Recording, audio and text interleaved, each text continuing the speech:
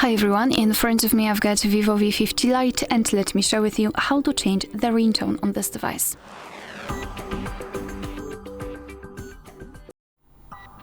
So let's start with opening the settings, and here in this general list we have to scroll and find sounds and vibration.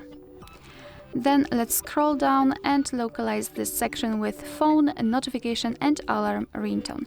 So of course let's tap on phone ringtone at the top, and here we've got the list of pre-installed ringtones from which we can choose.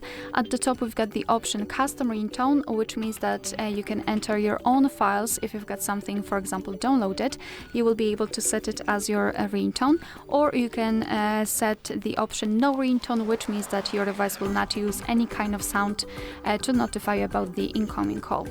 To listen how the particular ringtone sounds, you have to simply tap on it and decide whether you like it or not. Let me volume it down.